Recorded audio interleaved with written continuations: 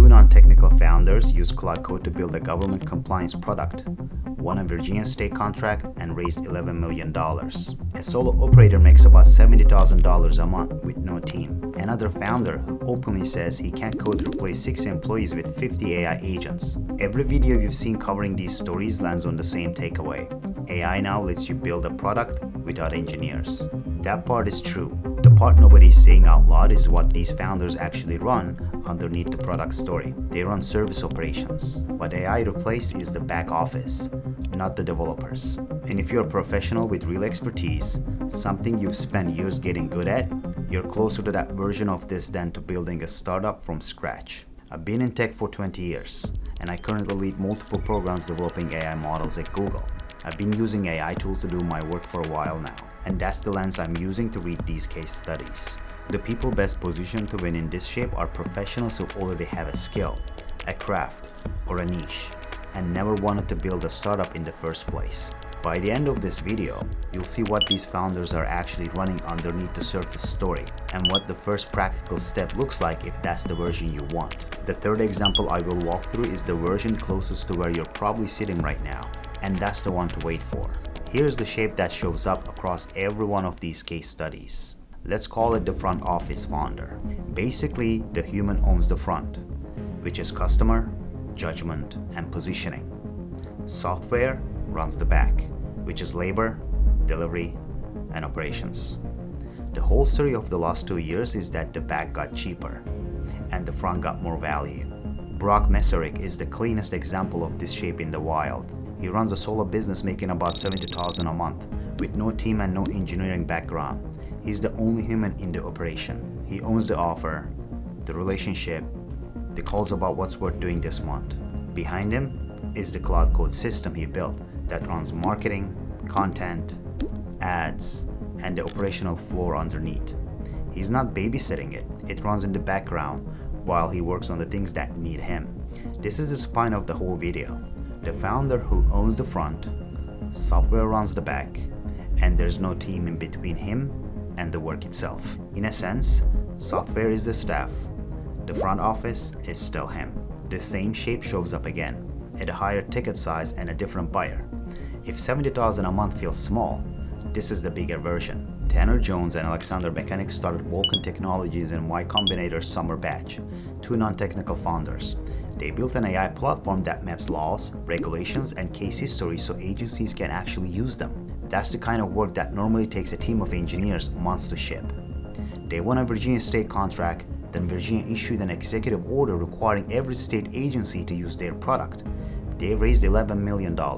What they brought to the table was domain knowledge that AI doesn't have. They had lived inside the government regulatory compliance long enough to know what agencies actually need. Claude Code built the product. Virginia pays for faster regulatory processing. The product reads compliance requirements and flags which ones aren't necessary anymore. Builders skip the filing, and the result is roughly $24,000 off the construction cost of a new home.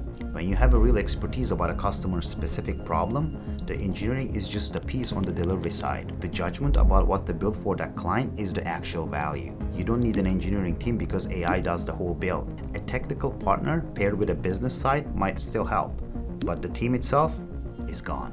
What Virginia paid was their judgment. The software was just how they delivered it. Now let's talk about the version closest to most people are watching, and the one I told you to wait in the beginning. Danny Postma built HeadshotPro by himself. It's an AI tool that turns a regular photo into a professional headshot. He had no co-founder, no engineering hire, and no traditional engineering background. He used AI to handle the product and SEO to handle discovery. He crossed $100,000 a year in run rate with about 2 weeks of launching. The shape of the setup was simple. His personal brand sat on the front. His SEO bringing customers to him steadily over time. Underneath the brand ran the actual service, taking the photo, generating the headshot, and delivering it back to the customer. His brand was handling the customer acquisition, and the AI was handling the delivery. That's the structure as a service operation. For most professionals watching, it's closer to what you already have part of down to build from scratch. The brand is the door, and AI handles whoever walks through. The same shape shows up again with Mitcham, who openly says he can't code and runs his entire operation through about 50 AI agents. 6 people's worth of work, 1 human at the front. This isn't a path to billion-dollar company. The case studies framed that way have engineering teams and product organizations behind them. That's a different kind of business with different economics. What we just walked through has a real limit. The reason is that the customer is paying for you. AI handles everything around that, but you only have so much of yourself to give in a year. That's where the top sits. For most people watching, that top sits well above what they're making right now, which is the point. Knowing where it sits is what lets you build the right business for you, instead of chasing the latest version someone else made work. For as long as people have sold their work, the value has been the judgment behind it. A craftsman with apprentices, a doctor with technicians, a chef with a line. The master decides what gets made, and the execution sits in other hands. That shape is centuries old. AI is just the newest set of hands. What used to take a master and apprentices now takes one person and software. That's a much closer door than building a startup. If you've got real expertise and you're trying to figure out where the door is for you specifically, that's the question I spend most of my time helping people answer. Finally, if any of this was useful, give me a subscribe and a like. It's how I know to keep making videos like this. And if you want the weekly version of what I'm watching in AI, my newsletter is called Growth Assembly. It's free and link is in the description. I'll see you in the next one.